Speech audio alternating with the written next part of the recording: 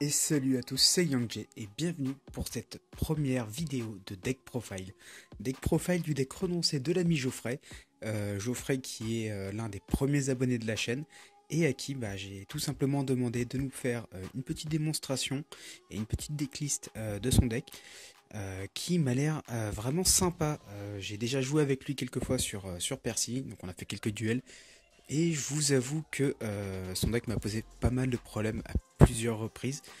Donc du coup, je me suis dit, écoute, tant qu'à faire, ce serait plutôt sympa de vous faire découvrir ça. Donc je lui ai demandé, il a tout simplement accepté. Et puis du coup, je vais arrêter de discuter et je vais vous laisser avec lui pour que vous puissiez découvrir ce deck qui se joue assez bien et qui a des combos assez intéressants. Allez, à toi la parole Geoffrey. Donc c'est un deck renoncé, c'est un deck fun, c'est pas un deck forcément full compétitif, hein. C'est un deck que j'utilise en tournois locaux. Bon, je peux vous assurer que souvent je me fais quand même poutrer, c'est clair. Mais moi je joue ce deck parce que j'aime ce deck, tout simplement. Je suis pas là pour faire du full win. Des fois je fais des belles victoires quand même, parce que c'est un deck qui a quand même assez de contrôle dans le fond. Et, euh, et il faut que j'arrête de parler, on est parti. Voilà. Donc on est parti avec une base Kaiju, donc 3 radions, Kaiju multidimensionnel, donc c'est un Kaiju ténèbres. Vous savez comment marche les Kaiju, je vous fais pas de dessin, donc on sacrifie un monstre adverse, on l'invoque spécialement sur le terrain adversaire. S'il contrôle un Kaiju, on réinvoque spécialement un Kaiju chez nous, donc ce qui est très fort. Vu qu'on joue un renoncé qui permet de récupérer des monstres adverses, on peut récupérer notre propre Kaiju et taper 2 fois à 2800. Donc no comment, pour les OTK c'est parfait. Ensuite, on joue 2 magiciens illusionnistes anonymes, donc la défense dans le deck, tout simplement. Si un renoncé est détruit sur le terrain, je l'invoque spécialement soit de ma main, soit de mon cimetière, et inversement. Donc s'il quitte le terrain, je réinvoque un renoncé ou une fusion renoncée. Donc c'est très fort, c'est gratuit. Chevalier Armageddon, vu qu'on joue une magie de fusion qui utilise ses matériels depuis le cimetière, puisqu'on peut bannir les matériels depuis le cimetière, pouvoir envoyer des monstres ténèbres du deck au cimetière, c'est très fort, en sachant que le deck est quasiment full ténèbres. Je crois que il n'y a qu'un seul monstre qui n'est pas ténèbres. Donc c'est très puissant. En parlant de la magie de fusion, on joue évidemment de quoi aller la chercher. Donc le fameux combo Offrit Scorpio Prédaplante avec Darlingtonia Cobra. Donc on invoque un Offris, on défausse un monstre, on invoque spécialement Cobra pour aller chercher une magie de fusion. Si j'ai Cobra dans la main, des fois ça arrive, je joue aussi Claire Maurice Prédaplante, donc qui fait office lui-même de polymérisation sur le terrain, à seule condition de l'utiliser lui-même comme matériel de fusion. Mais ça, c'est pas compliqué à faire de toute façon, puisque les seules fusions que j'ai dans mon extra deck requièrent un monstre ténèbres ou un monstre à effet pour l'utiliser son effet. Donc ça passe clairement dans ce deck et c'est un petit combo bien solide. Pour continuer par rapport au nouveau support qui est sorti, donc vous avez vu Magicien illusionniste anonyme, maintenant vous allez voir l'illusionniste aux yeux millénaires qui est extrêmement fort, c'est l'entrap archétype du deck. Donc si j'ai un renoncé ou une fusion renoncée face recto sur le terrain, que ce soit en main monstre zone ou en extra zone évidemment, je peux le défausser et prendre contrôle d'un monstre à effet sur le terrain adverse. Donc je le prends en équipement sur mon renoncé ou ma fusion renoncée. Et lorsqu'un renoncé est invoqué spécialement sur le terrain, lui, du cimetière, il revient à ma main et c'est un effet obligatoire. Ensuite, le boss du deck, ou du moins du main deck, le renoncé, le rituel. Donc, je pense qu'on le présente plus, hein. Il a quand même bientôt 15 ans, Pépère, si c'est pas plus. Mais bon, effet très classique, très simple, mais souvent très efficace. Souvent, ce qui est simple et efficace. Une fois par tour, on peut équiper un monstre sur le terrain adverse. Il prend l'attaque défense. Simple, rapide, efficace. Évidemment, il ne peut avoir qu'un seul matériel qui lui est équipé, sinon ce serait trop fort. 2 Chat Kinka.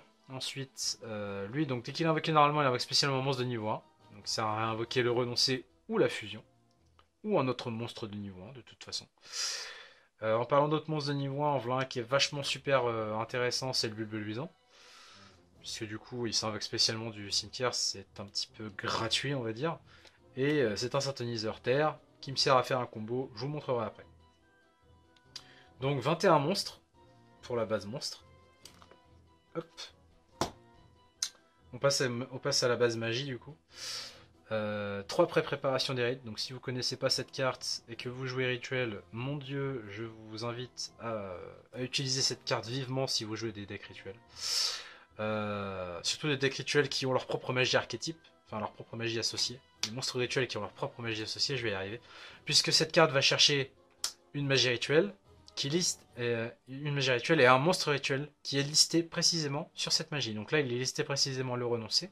Donc quand j'active cette carte, je vais chercher une magie rituelle dans mon deck et un monstre, le renoncer, qui est listé précisément dedans, soit de mon deck ou de mon cimetière.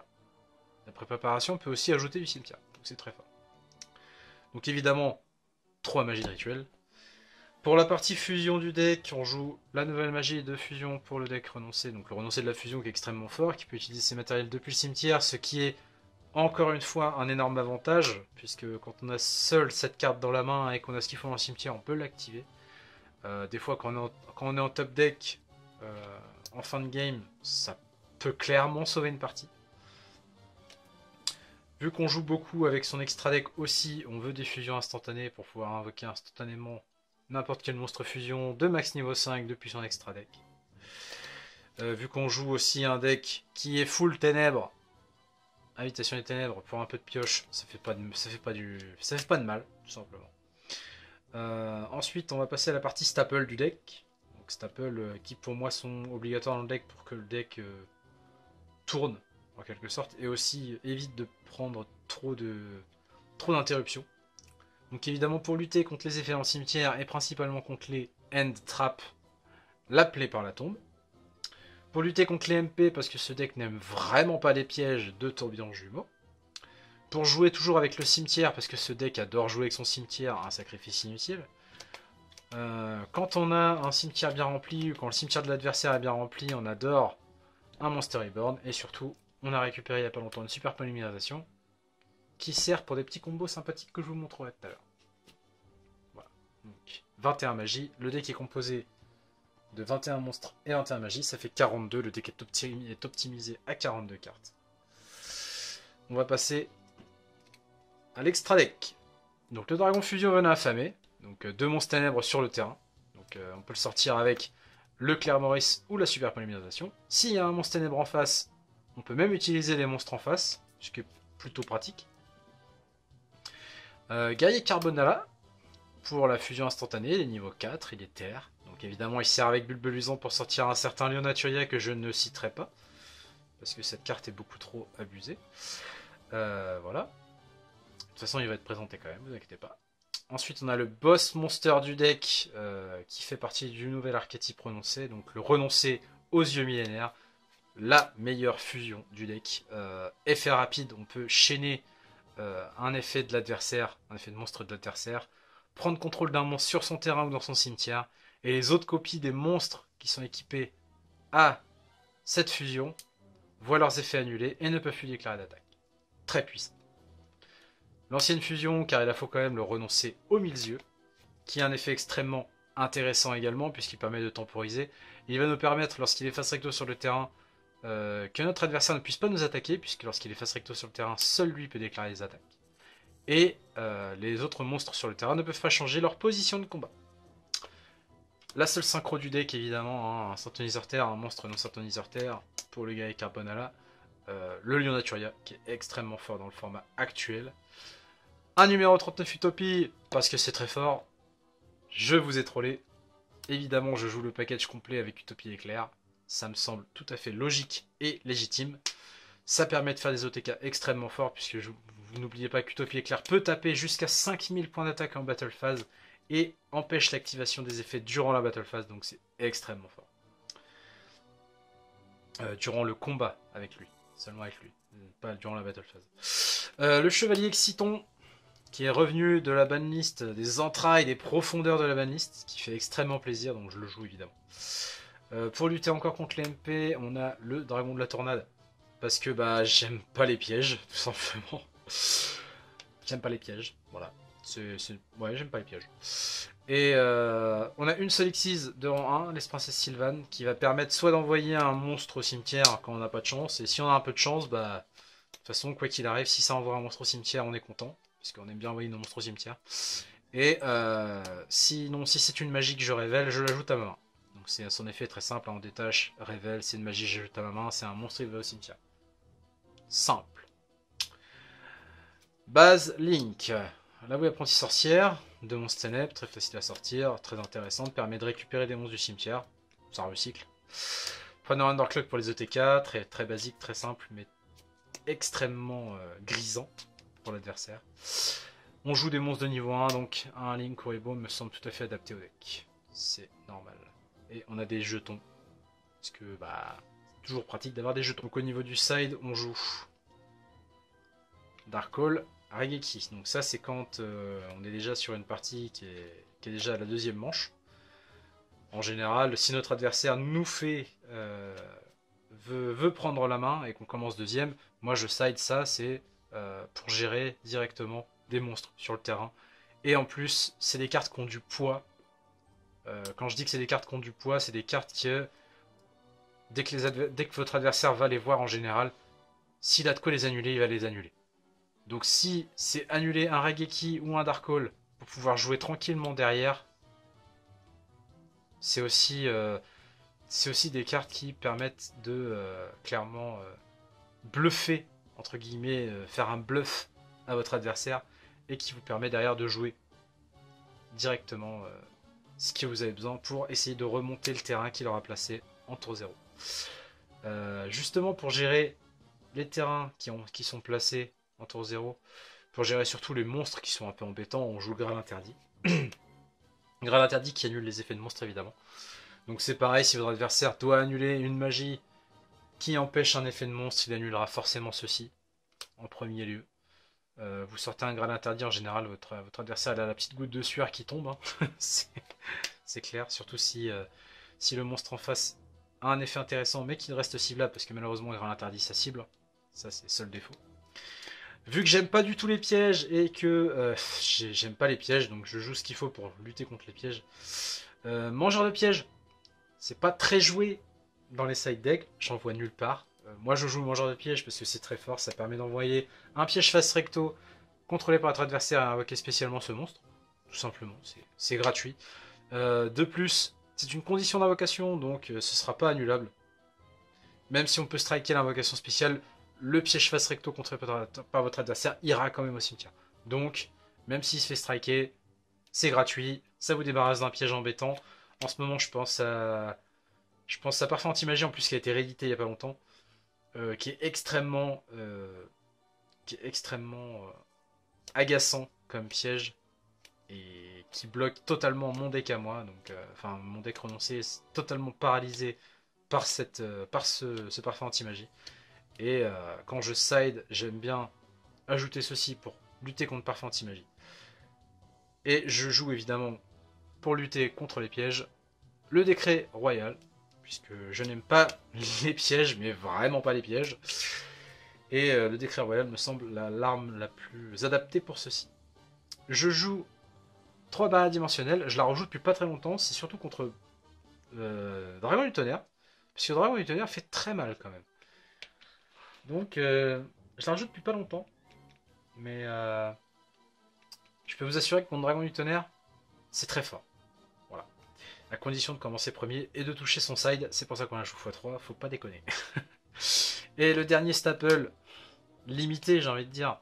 Dernière carte limitée du side, c'est Ordre Impérial, évidemment.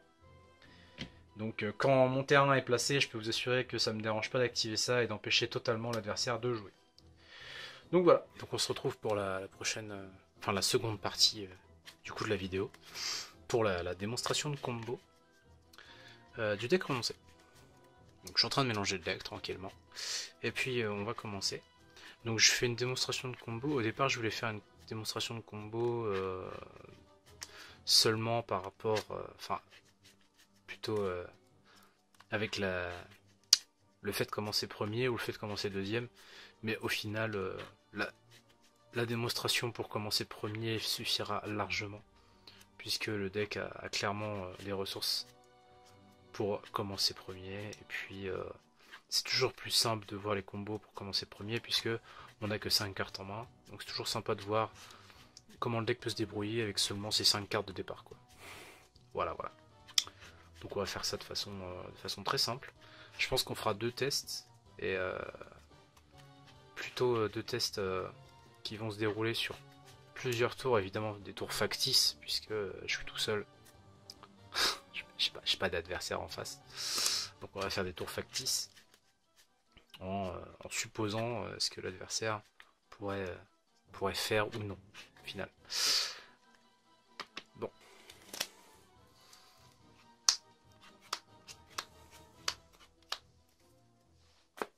Donc, évidemment, je vais vous montrer la main. Donc là, il y a une main assez intéressante. Ça va. Surtout le freeze là, qui fait vraiment plaisir. Donc, moi, ce que je propose, c'est qu'on va tout de suite faire une fusion instantanée. Payer 1000 points de vie pour invoquer spécialement le gros pépère du deck, enfin de l'extra deck, en défense. On va mettre la zone extra ici. Je pense qu'on est plutôt... Ouais, c'est bon. Si la zone extra est là, c'est bon. Donc, hop. Ça va au cimetière. Donc je fais ça, en fait, c'est pour... si jamais mon adversaire a des end traps, pièges de main, je peux directement annuler avec ma fusion, puisque, évidemment, elle peut annuler des effets de monstre dans le cimetière. Donc c'est très fort. En fait, quand elle prend le monstre équipé, les effets du monstre équipé sont annulés, et les effets des autres copies aussi. Donc ça annule l'effet même s'il a déjà été activé, en fait, puisque ça annule directement. C'est très fort. Donc là, on va proposer d'invoquer normalement Free Scorpio, de défausser renoncer, qui est dans ma main, pour aller invoquer directement Darlingtonia Cobra. D'ailleurs, j'ai deux renoncer qui sont collés. Darlingtonia qui est juste ici. Donc on l'invoque spécialement en défense. Du coup, effet du Darling à l'invocation, on va chercher... On a déjà 2 magies de fusion en main, donc on va chercher une fusion instantanée. C'est toujours sympa d'en avoir une en main. Pour le prochain tour, ça peut servir. Donc on va chercher fusion instantanée.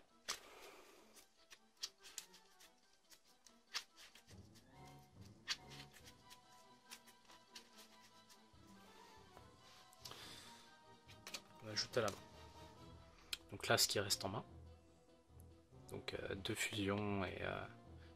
enfin, 3 fusions techniquement, mais 2 fois la fusion archétype et une fusion instantanée.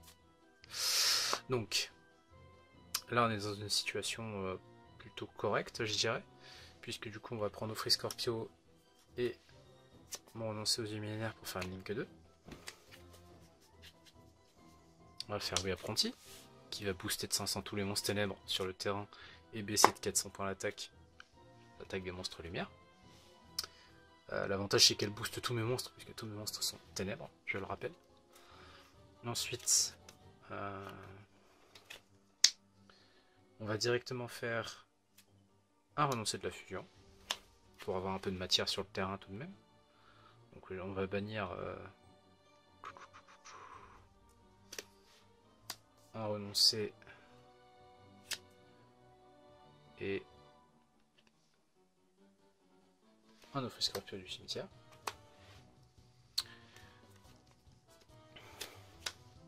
Pour sortir le gros monsieur.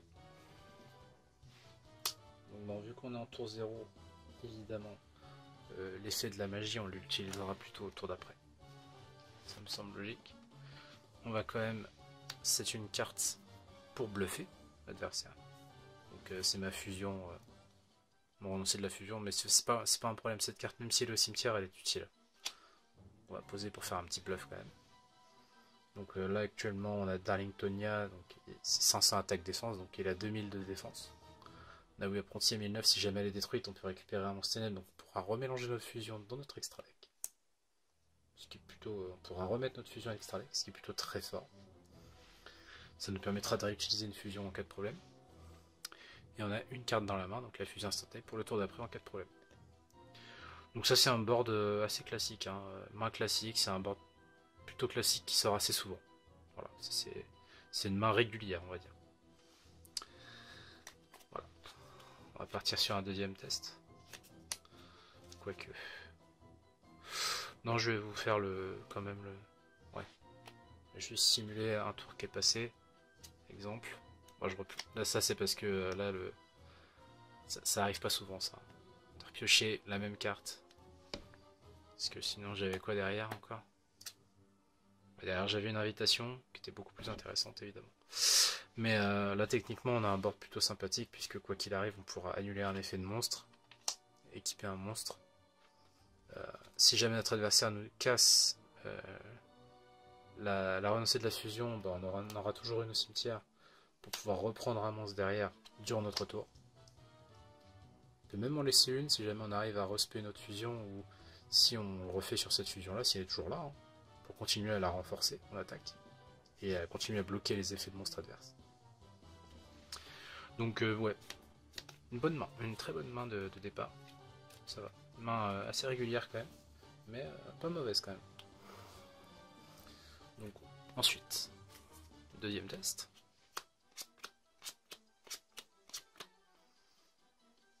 Donc là on a une main plutôt sympathique. Bah là on n'a pas de protection au niveau des end-traps, donc c'est au petit bonheur la chance. Hein. On va dire qu'il n'y en a pas, on va supposer qu'il n'y a pas d'end-trap en face quand même, pour vous montrer les combos correctement. Donc on va chercher, là du coup j'ai fait la pré-préparation, je vais chercher la magie de rituel avec le monstre associé. Donc à la main, ça va au cimetière. Ensuite, du coup, on va invoquer normalement Ofris pour défausser le renoncer. Un renoncer au cimetière, c'est pas un problème du tout. Puisque, comme je vous l'ai déjà dit, on peut les réutiliser grâce à la magie de fusion qu'on va aller chercher justement pour ceci. Il est où? Ah, il est là. Ok, hop. Donc là, je regarde ma main. Ok, donc là, je vais chercher la magie qu'il me faut tout de suite. Le renoncer de la fusion. Donc vous m'excuserez, je parle pas très très fort parce que là c'est un peu plus le soir, donc plus tranquille. En plus peut-être du monde qui dort à côté, donc tranquillement. Voilà. J'espère que vous m'entendez bien sur la vidéo. Donc on a été chercher notre fusion. Là on va faire une link à 2. Bon, comme vous le voyez, ça c'est le combo principal du deck. Ça c'est un combo qui sort très régulièrement. Ça c'est un combo que vous allez faire assez, si jamais vous jouez le deck, c'est un combo que vous pouvez faire assez régulièrement, évidemment. Là, la logique voudrait qu'on fasse confiance au deck, mais il faut pas abuser. Faut pas abuser. Voilà, le truc le plus safe à faire, c'est directement faire sa fusion. De bannir un renoncer et un darling, puisque le darling ne sert plus à rien, puisque le darling ne peut faire le darling Tonia Cobra ne peut faire son effet qu'une seule fois par duel. Donc c'est aussi pour ça qu'on ne le joue que x1. C'est pas pour une question d'optimisation, c'est vraiment parce que son effet n'est limité qu'à une fois par duel. C'est un peu dommage, sinon ce serait un petit peu trop craqué quand même. Bon, souvent, vu que j'ai pas froid aux yeux, je n'ai pas de monstre ténèbres dans les mains, je fais confiance à mon deck. Donc là je fais une invitation à ténèbres, bon, des fois ça me porte préjudice. Là j'ai bien fait de faire confiance à mon deck, je pioche 2 monstres ténèbres. Je vais bannir un renoncer, puisque j'en ai déjà banni un et j'ai déjà ma fusion sur le terrain. Là c'est intéressant, parce que du coup j'ai une grosse protection dans la main. C'est-à-dire que pendant le tour de mon adversaire, si jamais ma fusion se fait détruire, on va faire l'exemple, je peux chaîner cet effet, l'invoquer spécialement comme ceci. Et là actuellement avec la bouille apprentice, il a 2700 points de défense. Et si jamais mon adversaire arrive à s'en débarrasser, je peux réinvoquer ma fusion derrière. Donc c'est extrêmement fort. En sachant qu'au tour d'après, selon ce que je pioche, et on voit, je repioche un Cobra. Mais j'ai Monster Rebound dans la main. Donc je peux faire effet Monster Rebound sur le Cobra qui se trouve ici, défausser Cobra pour son effet, chaîner un effet si jamais il y a un end trap dans la main adverse pour annuler son end trap. Invoquer spécialement. Là, ça c'est un combo très intéressant que je vous montre là. Invoquer spécialement clairement Esprit d'Aplante. Là pour le coup vous allez avoir un beau combo là. Donc là je peux déclarer l'effet de clairement Esprit d'Aplante, faire une fusion sur le terrain à condition d'utiliser comme matériel de fusion. Donc j'utilise comme matériel de fusion 2 monstres ténèbres sur le terrain, je fais Dragon Fusion Venin Affamé. Donc là on est plutôt pas mal, je le passe en attaque. J'ai bien sûr une magie de fusion dans le cimetière que je vais bannir. Je vais prendre contrôle d'un monstre adverse. Toujours représenté par les jetons.